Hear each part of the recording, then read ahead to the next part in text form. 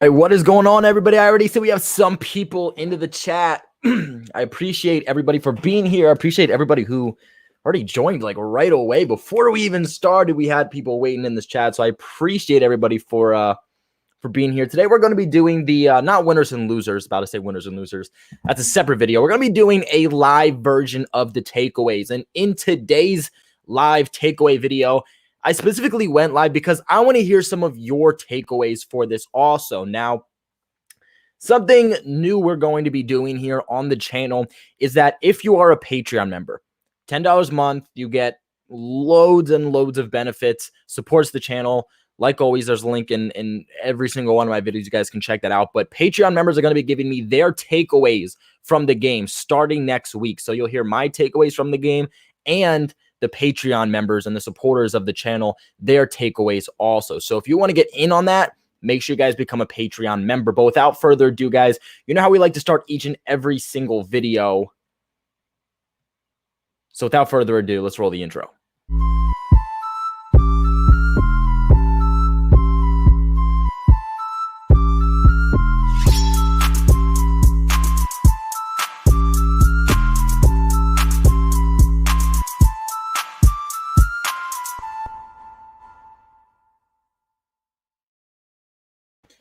So I'm not even gonna lie, while that intro was going on, I totally spilled my water. It's all right. It's all right. Let me go and make sure we have everything up and edited for the live stream before we get into everything. But in a week that we played the Jets, I was expecting a lot more offensively. I thought that this was going to be I wasn't expecting 4 interceptions. I thought this was going to be a good game defensively. But what I will say is that I was not expecting 4 interceptions. I think the defense played outstanding for the most part. We'll get into some dinks and dunks here into the video. But offensively, I was expecting a way better game. I mean, when you're playing a top 10 defense that the Miami Dolphins have in week 1 and Mac Jones played the way he did, then to play up against one of the worst defenses in the league, I was expecting a way better game, and Mac Jones statistically did not perform as well. So that was something that really, really did surprise me. Just save this. All right, there we go. Also want to thank everybody for being here. Viral Rookies, Beast Mode, Clemson Carson, Rick, Brandon Flores is in here, Louie, Mac. Who else we got? Johnny, my boy Neil. Appreciate all y'all for being in the chat today. So let me start off offensively here, because this is what I was originally talking about. Let me pull up the stats here real quick. So team total stats here, okay? Total yards offensively. Total yards offensively, the New York Jets beat the New England Patriots. The New England Patriots hold 260 total offensive yards, which is not good at all. I mean, we had more passing yards last week in general than total yards offensively this week. The New York Jets beat us with 336 total offensive yards. The Jets also beat us in passing yards. They had 184, while we had 159. The New York Jets also beat us in rushing yards with 152, while we had 101. Average yards per play, they also beat us with 4.9 despite 4 interceptions, while we have 4.6. The only category that we beat them in was interceptions thrown and points scored. New England, of course, 25. The Jets, 6. New England, 0 interceptions, while the Jets have 4. But in every other single category, the Jets come out and they beat the Patriots. Now, I don't want to, well, you know, this also kind of goes, this doesn't really touch on the defense too much. It kind of still touches on the Patriots offense and the Jets defense here, but the Jets sack us 4 times. New England still puts up 3 sacks, which is a good game. 2 by Josh Uche. I'm not going to get into the defense here too much because we're still on offense, but the Patriots allowed 4 total sacks. The Jets beat them in sacks also. Third down efficiency, the New York Jets also beat the New England Patriots. The New York Jets as a third down efficiency had 38%, while New England had a mere 25%. Time of possession. The Jets also beat the New England Patriots. Time of possession. They had about 32 minutes and 8 seconds. New England has about 27 minutes and 52 seconds. Again, despite the 4 interceptions. Penalties. Somehow we got away, and we didn't have the most penalties this game, but we were 2 penalties away. 2 penalties away from having the same amount we did week 1. We had a total of 6 penalties this game, while the Jets had 8. 14 penalties in 2 weeks. This is ridiculous. This is still a takeaway from the game, is the fact that we are not on the same page. And if you guys watched my videos that I made while at Gillette Stadium, while present at training camp, I said penalties are my biggest takeaway from the few days that I was at training camp. Guys constantly having to run laps, false starts on the offensive line, encroachment on the defensive line. And I said, this has to get figured out before week 1. And it looked like in the preseason, this really wasn't that big of an issue. And I said, all right, maybe they got it fixed. Because I was there for, I would say, the beginning to like mid-training camp, but more so the beginning. And I said, all right, maybe they got it figured out. Training camp, or not training camp, but preseason, it looks good in 3 games for the most part. We get into week 1, and it looks exactly how it did when I was there at training camp. In week 2, they're still having that same issue. Penalties is going to be what kills this team. That and not being able to take care of the ball. Now, New England did fumble once. Mac Jones fumbled the second time. Second consecutive game and second game in the NFL, but was lucky enough to get both of those back. Now, we did almost have 2 fumbles, but Kendrick Bourne got lucky, and they had a bad call that was in favor of the Patriots, and luckily enough, Kendrick Bourne didn't get called out for that fumble, so New England technically does only come down with 1. But you see these statistics, and really, if Zach Wilson plays better, you have to think, if Zach Wilson plays a better game, if he does not throw 4 interceptions, this is a game that very well could go the other way. You know, again, in most categories, the Jets beat the Patriots. And I will say this, you know, a lot of people are going to say, you're the Patriots and you're playing the Jets, who are one of the worst teams in the league. But what I will say in defense to that, and this is something that I told Jet Central in our collaboration video. I don't remember if it was on air or if it was before we recorded these videos, but I told him in division games are always so different. It always adds a different element of complication, a level of, what's the word? I don't know the word I'm looking for. Just a level of competition overall. It's a much more tough game when you're playing someone in division, no matter how good or bad they are, versus a team that's not playing a team in division. So like a team like the Chiefs, a team like the Raiders might be able to come in and blow the Jets out, and it might not be as tough of a competition as maybe, let's say, the Patriots. And this is whether the Patriots are a Super Bowl caliber team or not, because it is always, and we see this every single year, at least one team in division that you think it's going to be a blowout, but it is so much closer because in division games always add a different element of competition. They're always more tough. But nonetheless, again, if Zach Wilson, I believe, doesn't throw those 4 interceptions, this is a game that could potentially be going the other way. See what some of you guys are saying about this.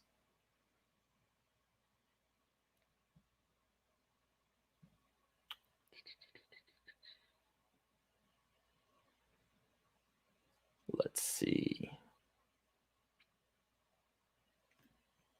So I see a lot of you guys talking about the offensive line, and that's definitely something that I do want to touch on. I also want to touch on that, like in an actual video, how the Patriots can overall fix this. But yes, the offensive line was terrible. Mac Jones for the second consecutive week just looks like he's constantly under pressure. Whether it's resulting in sacks or not, it just seems like you can tell that he is under pressure. And because of that, maybe that's part of the reason that we're not getting as big splash plays. Now, I will say that there are times where there are splash plays down the field. Now, there was a moment versus the Jets where it was Mac Jones to James White back to Mac Jones. Mac Jones throws the ball down the field, just a simple pass to Jonnu Smith. It was still a nice pickup, still a nice play, but the announcer said this themselves that he had, I believe, it was either Hunter Henry or Aguilar on the other side of the field for a touchdown too. If he gets that ball to him, it's an easy touchdown. No one's guarding him in space. That's a touchdown, but he throws the easy pass to Jonnu Smith. Now, was it because he wasn't going to be able to adjust his body and get the pass there, so he just passes it to Jonnu? Maybe, but nonetheless, there are times where you definitely see guys are more open down the field, and Mac Jones is just not hitting them. For the most part, it's not like it's a consistent thing where there's constantly guys down the field and he's not hitting them, but there have been a couple of occasions over the last 2 games so far that we have seen where there are splash plays available down the field. They're just not being hit. But let me pull up the advanced statistics here for you guys. So these are the blocking miscues, all right?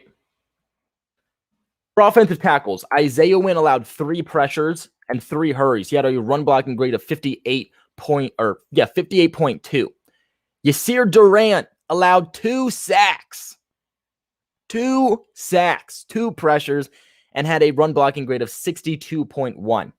Justin Herron came in before getting injured, had 1 pressure allowed, 1 hurry allowed, and had a run blocking grade of 66.5. These tackles, I would say, is the biggest issue. Okay, obviously right tackle with Yasir Durant not playing well, Justin Herron not playing well the week prior, and getting injured in this game. Right tackle is an obvious issue. Like I said, I'll be making a video on how I think New England can kind of get around those issues that they're having at the right tackle position. So that's not really something I'm going to get into now. But even at left tackle, Isaiah Wynn has not been playing well. It looked like he was playing pretty well in training camp and that this was going to be a good year for him, especially with that combination of Isaiah Wynn and Michael Onwenu. But what we've seen from 2 weeks is that he is not doing good in 1, run blocking, but in 2, protecting Mac Jones and protecting Mac Jones' blind spot. Whether it's resulting in hurries or pressures, he's constantly letting people get up in Mac Jones' face. And that's an actual issue. I mean, we're talking about this offensive line being top 3, and they are, I would say, one of the more bottom in the league right now, allowing multiple sacks in 2 weeks, allowing multiple pressures, multiple hurries. I mean, this is not something I expected from this offensive line to start the year. And I think New England will get it figured out. I think once you get Trent Brown back in the mix, it's also going to be better. And these are kind of just pains right now. And I do expect it to get better, but I don't know if this offensive line is going to be top 3 to finish the year. I just don't see it at this point with how they're being. They're going to have to do a complete 360 in order to be better. I mean, even Shaq Mason wasn't playing well last week. So, I mean, we're talking about Yasir Durant. We're talking about Justin Herron. I mean, we're talking about Isaiah Wynn, but there's even guys like Shaq Mason who you expect to play well and just weren't. But speaking of the guards here, Shaq Mason allowed 1 pressure and 1 hurry with a 61.8 run blocking grade this week.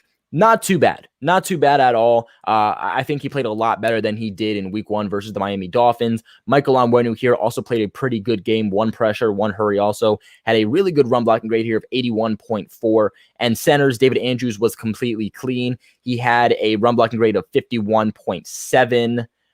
And then Hunter Henry and Jonnu Smith also were both clean. So you can really see that the majority of these issues are not coming from within the interior. This is not a David Andrews, Shaq Mason, really, for the most part, or Michael Onwenu problem. Again, Shaq Mason had problems week 1, but outside of that, he's been fine. And hopefully he can continue that. It's really these tackles, and that's the issue that's coming on. And unfortunately, tackle is the most important position outside of the center on the offensive line. Protecting those blind spots, protecting the outsides for Mac Jones here. These guys just are not doing that. Let me see what some of you guys are saying here about the offensive line. What are you guys feeling?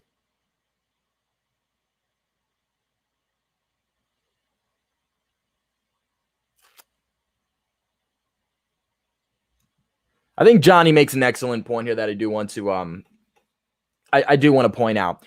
Week by week improvements is all we can ask for. A lot of new faces and a rookie quarterback. I think you hit the nail on the head there. I mean, something that I was telling Ian from Jet Central in our collaboration video was I think it was before we got on air, was what essentially you're looking for the Jets is not to be a Super Bowl contenders, not to reach the playoffs. Is if you do, that's great. Don't get me wrong, but you're looking for improvements. Now, I think all the moves the Patriots made, all the money they spent, you're looking for this team to at least squeeze into the playoffs.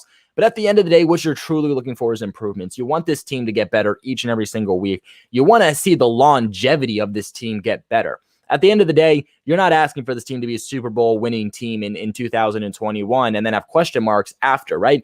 You want this to be a Super Bowl winning team for the next 5, 10 plus years. And that comes with improvements each and every single week. But we did get a donation. Like always, when we do get a donation, they do get priority.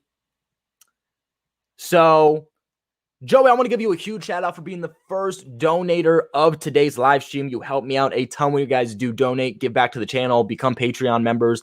Helps me out a ton. So big shout out to you for the donation. You said, is Durant Marshall Newhouse 2.0? So this is actually something that I've seen a couple people say, like, looks like Durant is the new Marshall Newhouse. But honestly, I don't think so yet. The thing to remember about Yasir Durant is that he switched between tackle and guard. And that's the thing. He played more so guard with the Chiefs. So he hasn't really played too much tackle at an NFL level. And for the most part, hasn't played tackle in a while. You know, he kind of did so from time to time with the Chiefs in training camp or the preseason, but for the most part, they used him as a rotational guard. That's kind of what he's used to playing at this current time. And when you're kind of asked to be thrown in last minute, you're kind of asking a guy to do a lot. Now, I'm not trying to make any excuses here for Durant. I think Durant played excellent week 1. I think he played phenomenal week 1 for a guy that was just traded for, a couple of weeks ago. To be asked to squeeze in last minute, be a starting piece week 1 and week 2. I thought he performed well week 1.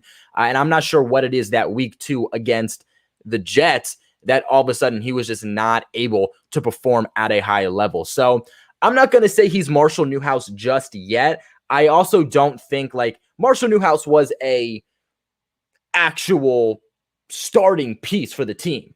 He had to be. Yasir Durant is not going to be that. I think Yasir Durant is going to get better. I think that, again, he isn't someone you're going to have to play for like 8+ weeks or anything like that, where Marshall Newhouse was playing every single week. I think that he's kind of just that guy between him and Justin Herron. They're kind of going to switch off between each other until you have Trent Brown essentially coming back, being in the fold at right tackle. And Trent Brown isn't placed on the injured reserve, right? People are saying maybe he's a guy they place on IR, but if they don't place him on IR for week 2, whether he plays the game or not, I don't think he gets placed on IR at all. We're hearing that he's day-to-day. I think it was smart to not play him against the Jets, even despite how right tackle pinned out without him. I think it was smart not to play him because at the end of the day, the Jets are not your hardest matchup. At the end of the day, the Patriots won this game with ease for the most part. There were growing pains, but you look at the score, they won it with ease.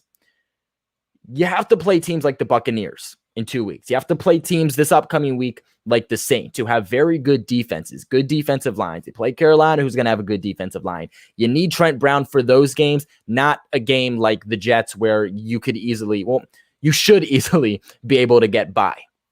So we'll have to see if he can return this week. They might still have him out this week. But ultimately, I do believe that Yasir Durant will get better as time goes on. I don't expect him to be a Marshall Newhouse, but I think if he is playing at a level of Marshall Newhouse, they'll go with a Justin Herron, or they'll even go and they'll plug in Michael Onwenu at right tackle at that point. Unfortunately, when Newhouse was a starting left tackle piece for the Patriots, they didn't have another guy who could go up for him. Luckily enough for the Patriots, they do still have Justin Herron. They have Yannick Juiced. They have Michael Onwenu who can pin out at that point also. So I don't think this is going to be a long-term issue for the team. I think it was just a kind of concern for week 2. Week 1 was also an issue, but especially there in week 2 was definitely a concern.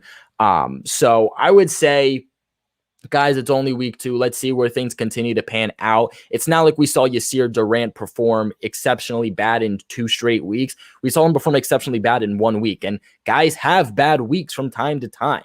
That's just the honest to God truth. No matter how good or bad you are, there's going to be times where you just have a bad week. So if Trent Brown is still out this week, let's see how he performs this week, being in the fold as a potential starter, and then let's go from there and talk about it. But I definitely don't think that he'll be at that level. Reggie P with another donation in the chat. You are the second donator of today. Huge shout out to you. I highly, highly appreciate it. Again, you guys giving back to the channel helps me out tremendously, guys. Also, a big way that you guys can help out the channel in a free way. The more you guys interact, the more you guys like the video, share the video, the more you guys comment. I don't care if you're commenting 1 billion times on the videos, guys. Let me hear your thoughts. I want you guys to have fun. I want you guys to interact. That is the best way to do it. Reggie P, you say go Pats. Yes, sir. Let's go. It's been a little rough, but essentially this team should be 2-0 right now. I hate to be that guy, and I don't want to be that Patriots fan, but this team should be 2-0 if we don't beat ourselves. And there's definitely some concerns heading forward, but like it was mentioned earlier by Johnny C, this is a team that I think will develop as time goes on. A rookie quarterback, several new additions. I mean, I think you look at this team, and we aren't used to seeing a complete flow of a through roster in and out than what we saw with the Patriots this offseason. What I mean by that is you don't see so many new pieces coming in one offseason. You see some pieces, every few years come in one offseason, but you don't see a complete haul over of a roster than what the Patriots did this year. And that's going to take time for people to get used to. But yes, sir, Reggie, I appreciate it. And go Pats. My boy Neil Ray, longtime supporter and Patreon member. My guy, appreciate you for being here. You said, I am concerned about not finishing drives and flags. Neil, that is actually something else I did want to point out. So I appreciate that. I appreciate you for pointing that. And this is what's going to kill the Patriots. This is what's going to kill the Patriots offense. This is what's going to kill our success, is not being able to finish drives. And we have seen that through 2 weeks, whether that's because of flags, whether that's because of offensive play calling, whether that's because of fumbling at the worst moments possible. This team is not finishing off drives. And you added so many pieces in Jonnu Smith, in Hunter Henry, in Nelson Aguilar, even in Kendrick Bourne, where you need to take more shots into the end zone. I feel like too many times we get into the red zone rather, and we're seeing run, screen pass, run. Let's see Mac Jones take some shots into the end zone. I'm not saying you're 5 yards into the end zone. Let's just see 3 passes. First down, second down, third down. Make them all passes. That's not what I'm saying. But Mac Jones performed the best and was the best quarterback when he was operating in the red zone. Let him throw 15, 20 yards into the end zone and try to make plays there.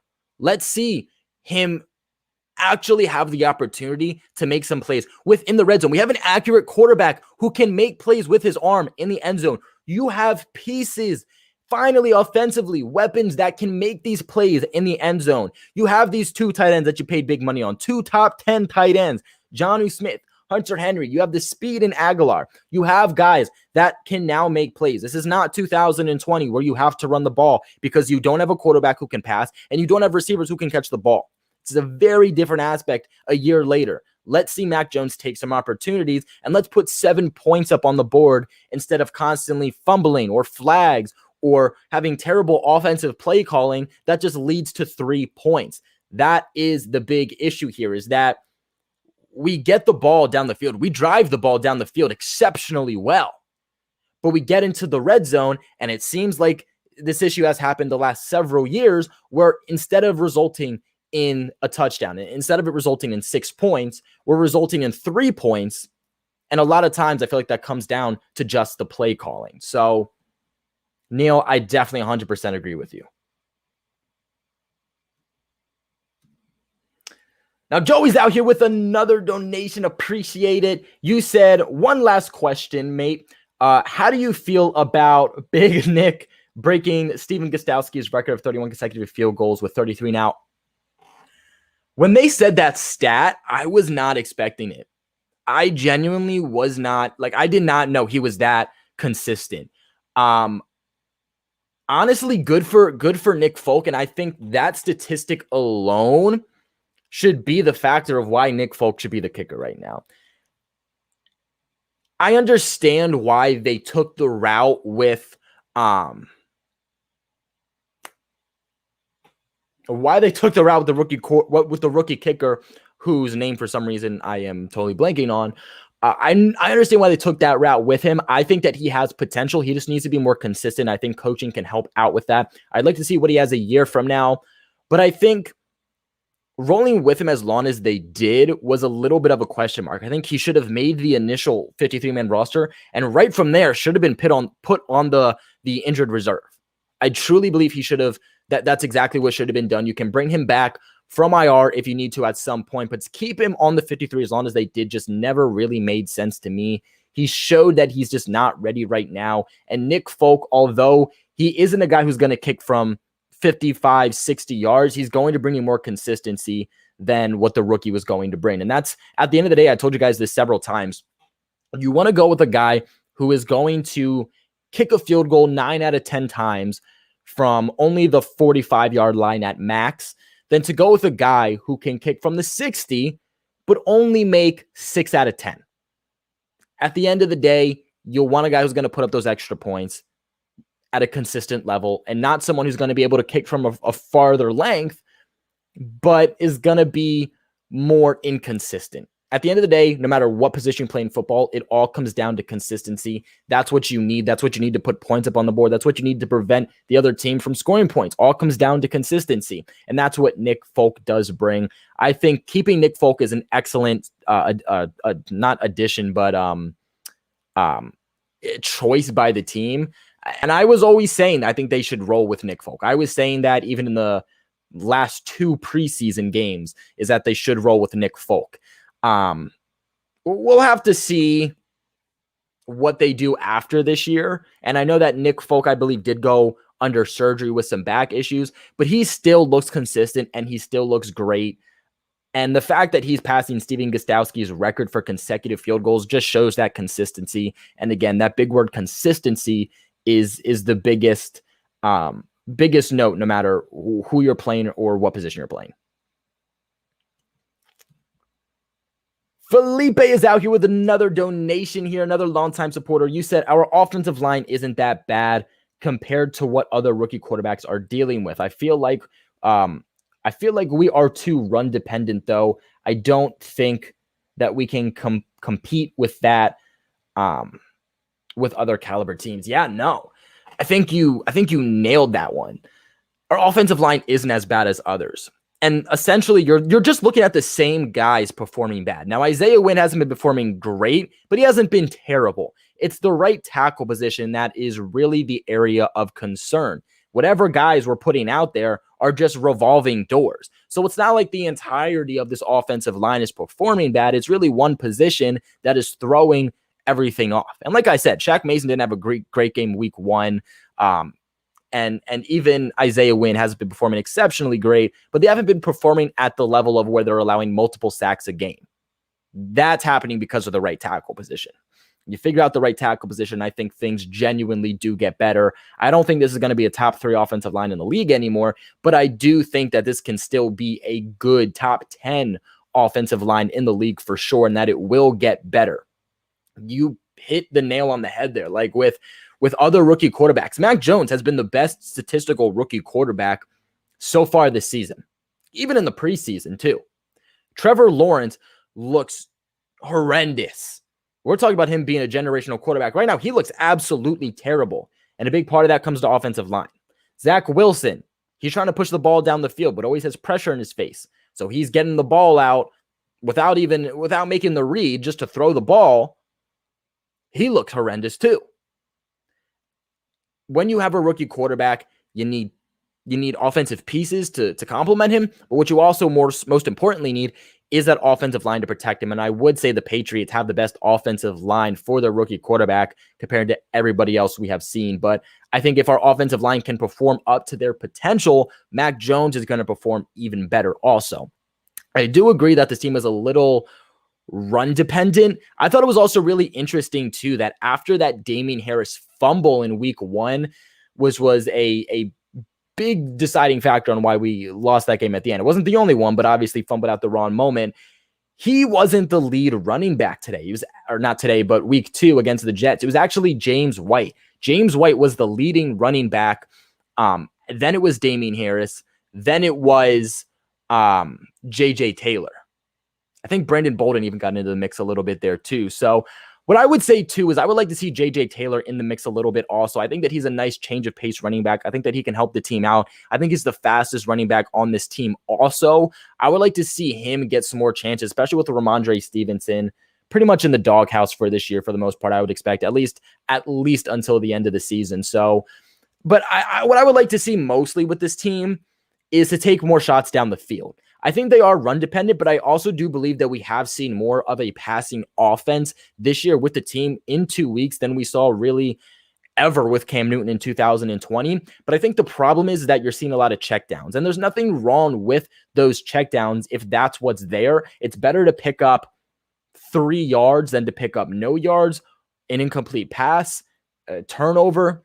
But I do think that there are times we're seeing guys down the field, and I think we do need bigger splash plays. We need more explosive plays, and that's the big issue. You look at the best offenses in the league.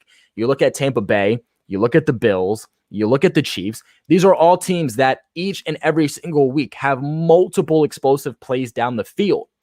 You can't be an explosive offense. It can't be a top offense. It can't be a consistent offense if you're constantly expecting to pick up, 3 yards every single play.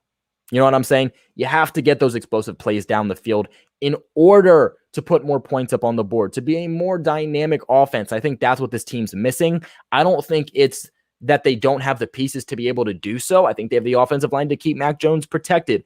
I think that they have the pieces with, Aguilar, with Kendrick Bourne, with Hunter Henry and Jonnu Smith. They have those pieces to get those big explosive plays down the field. But unfortunately, right now, they are just playing it conservative. And Mac Jones did take part of that rep on himself. And I do think part of it is on him, but I also think part of it is on the offensive play calling and, what his progressions are through practice. Felipe, I thought that was an excellent point. So big shout out to everybody who donated just now. Really, really appreciate all of you guys. Looks like we got some more. My boy Viral here with a $2 donation. You said, Matt, how we are not using Jonnu or Henry in the red zone. Yeah, that's my point. We get into the red zone. You paid top-notch money for these 2 top 10 tight ends. Hunter Henry and Jonnu Smith are both elite red zone targets. But instead of utilizing the elite quarterback you had in college football in the red zone, we're running the ball still.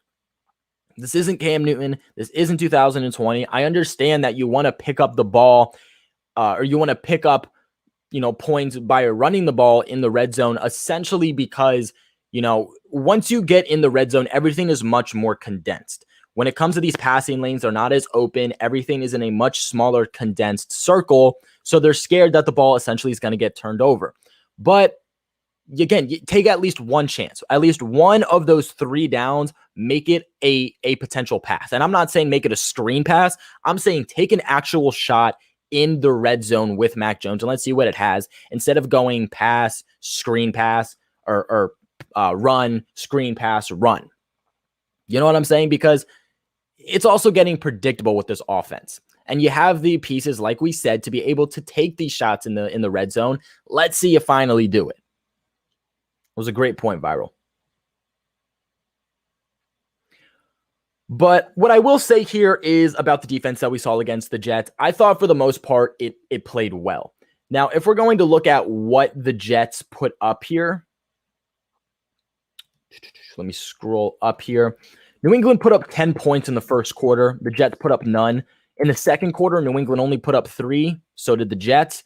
In the third quarter, New England put up 9 points. The Jets put up 0. And in the fourth quarter, New England put up 3. And the Jets also put up 3. So for the most part, this team was able to hold the Jets offense. There was a couple of big plays down the field that we saw, but for the most part, it seemed like whenever the Jets were finally starting to drive down the field, it was an interception. And that's great by the defense. Don't get me wrong. Also being able to put up, what did I say? I think they put up 3 sacks. Yeah, New England put up 3 sacks on this game. They clearly made some plays defensively. What I will say too is Josh Uche. Can we get some claps for Josh Uche?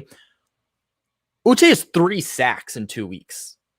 This guy is going off, and I am so excited to see his total sack number by the end of the year. And they're not even utilizing him that much. Like, I can actually tell you exactly how much they used him. So they used Josh Uche only in 48% of the defensive snaps with 33 of them. Imagine, so he's not even playing half. Imagine if he played like 70% of defensive snaps. Like Josh Uche could be a guy that gets multiple sack games this season, and could be a guy that gets a sack every week. It wouldn't surprise me. And we have a lot of moving pieces, but Josh Uche, from what we have seen, is definitely a guy that when we play weaker offensive lines is going to be a guy that goes off. So whether we're playing the Dolphins, whether we're playing the Jets, I'm trying to think who else we play. I don't even think the Chargers have a great offensive line. I think it's better than last year, but I don't think it's great. I think Uche could go off in that game also. I think he has performed exceptionally well, and I know New England wants to continue their defensive rotation with all they have, but I think Uche needs to be a guy that you play a bigger majority of the time. Let's see. Josh Uche had a total of 2 sacks, 1 quarterback hit, and 3 pressures, along with 2 stops, 1 missed tackle, and a 29.1 run defensive grade. So his run defense has not been great. That's something that has to step it up, and that's probably the big reason why he isn't playing that much on the defense or defense too much just yet. 48% is still a good amount, but obviously not compared to what he could be playing, and I think that does come down to him just being in the rotation due to his run stopping not being where it needs to be just yet. So I think if he can get that up there, that he will get more snap time. But ultimately, when it comes to a team that's going to be more pass heavy, like when we play the Chargers, when we play Tampa Bay, I hope that they do give Josh Uche more snaps in that game because, yeah, they're still going to run the ball, but for the most part, those are going to be pass heavy teams.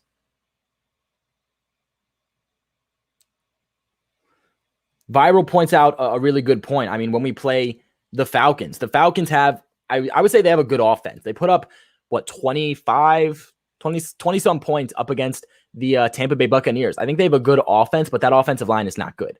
Terrible defense, not a good offensive line, good quarterback, good tight end, good wide receiver. But outside of that, no. So I think Uche could have a good game against the Falcons there also.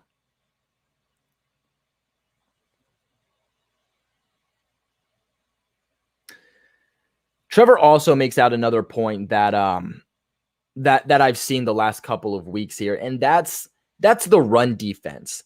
New England did a complete haul of this defensive line. I think part of this reason too is like Henry Anderson. Henry Anderson's not getting much looks. Henry Anderson is a pure run stopper. Put him in the game. Put him more in the game to stop the run. We are not stopping the run as well as I was expecting us to do. It's only week 2, but we've also only played the Dolphins and the Jets. We're going to be playing much tougher teams. We're going to have to go up against teams like Tampa Bay. We're going to be going up against Ezekiel Elliott and the Dallas Cowboys. More dominant. I mean, Nick Chubb and the Browns. We're going to be going up against more dominant running backs, and what we've seen from New England in 2 weeks hasn't really shown that they are a much more improved defense at stopping the run. Like I mentioned, we allowed 152 rushing yards just against the Jets. Against the Jets running back core and up against the Jets offensive line, we allowed 152 rushing yards. And at the end of the day, too, when you can run the ball successfully, what does that mean? That means you have better time of possession, which the Jets did, like we talked about earlier in this video. The Jets had better time of possession, but you can also control the clock, which, again, I would say the Jets did. Outside of those 4 interceptions, if you have a quarterback that takes care of the ball better, I think this is a much different game. I think this is a much closer game. Am I saying the Patriots were going to lose? It's not what I'm saying, but I think this would have definitely been a much closer game. I think New England needs to get much better at stopping the run.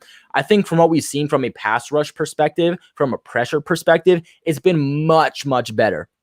I think that has been day and night compared to the 2020 season. But stopping the run, it looks slightly better, but it does not look much better. I mean, you're still allowing 4 yards per carry to these running backs in just 2 weeks. And again, you're just going up against the Dolphins and you're just going up against the Jets. I think the Dolphins have some respectable running backs, but nothing elite. But both of these teams that you played in the first 2 weeks have terrible offensive lines. So you think you would be able to take advantage of that.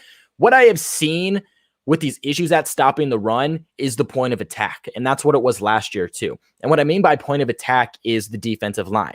The defensive line is that first point of attack in stopping the run. And then you have your linebackers and then you have your secondary. Week 1 against the Dolphins, it was Devin McCourty who had multiple tackles because he was the last resort at stopping the run, and he was the one doing it. The fact that the last resort at stopping the run was the one making the plays does not make me happy at all and does not make me confident when we play guys like Ezekiel Elliott, Nick Chubb. The guys within the interior of the defensive line, Lawrence Guy, Christian Barmore, Devon Godchow, these guys are not stepping up. And I will say Christian Barmore has played pretty well, especially as a pass rush specialist. He hasn't done terrible at stopping the run. Hasn't done great. But guys like Lawrence Guy and Devon Godchow, especially Devon Godchow, have not been performing well at all within the interior of this defensive line. Guys you were expecting to make the world of difference have not done so against subpar offensive lines. And again, because they haven't done their job at the point of attack, you're asking your linebackers to come through and make these plays, and even they haven't exactly been doing their job. Dante Hightower hadn't looked himself week 1. He looked terrible week 1, looked better week 2. Let's see if that continues to happen. The team surprisingly is actually playing Jawan Bentley more than they're playing Dante Hightower. So it looks like Hightower at this point is probably just a situational player, a situational defensive player for them at this point. And Jawan Bentley's kind of taken over that new realm of what Dante Hightower was. But I don't think that this run defense is going to get better until that point of attack on the interior of that defensive line gets better. So essentially what that means is Lawrence Guy, Devon Godchow, Christian Barmore, Henry Anderson, these guys need to step up. And I think that starts with even playing Henry Anderson more. But what I've seen is it's not so much that it's runs on the outside that are creating issues. It's runs through the middle. So it's not even that these edge defenders are the problem at stopping the run. It's not like it's Josh Uche or Chase Winovich that's having these problems. It's the point of attack in the interior. Again, Lawrence Guy, Devon Godchow, Christian Barmore, that are not making those plays to start off. So I think that's what needs to develop in order for us to see a better run defense.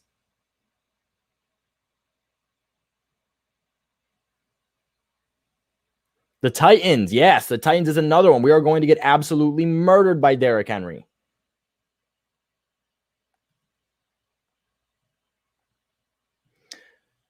But these are some of my takeaways and overall thoughts from what we've seen through the Jets, even what we've seen through the past 2 weeks. I'm going to bring out my losers and winners video. I also have a new potential series coming out for you guys. I'm going to give you guys a little sneak peek. The people that were able to join today's live, I'm going to give you guys a sneak peek at the new potential series that is going to be coming up. We're going to start at week 3, depending on how you guys like the video.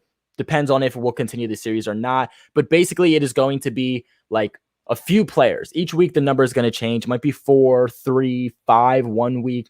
But a few different players that you should watch in the upcoming matchup. I think that is going to be a new series that I'm going to start for our regular season matchups, playoffs, potential Super Bowl runs. So that's something exciting that you guys might be able to, even Alvin Kamara next week. Yeah, that's a good one. That's a new exciting series that you guys might be able to have on a weekly basis. So like always, if you guys do want to see more videos from me, if you guys want to see more content or show that you like a certain video or certain topics, make sure you guys like the video, guys. Make sure you subscribe. Make sure you have your post notifications on. But guys, liking the video, sharing it with some friends, and even commenting. The more you guys interact with the videos, the better the videos do. And the more I know you guys want to see more videos. So the more you interact with the channel, the more it shows me you guys want more content. I appreciate you guys for watching this one, though. We're only going to go for about 45 minutes today. I just kind of wanted to hop on, talk about some of my overall thoughts from this matchup and thoughts on this team overall so far. But that winners and losers video is going to be out soon, along with a couple of other videos, such as how I think the Patriots can kind of fix these offensive line struggles. But everybody that donated, a big shout out to you guys. Big shout out to all of the Patreon members too. Like always, I appreciate you guys for tuning into this live one. See you in the next one. Go Pats.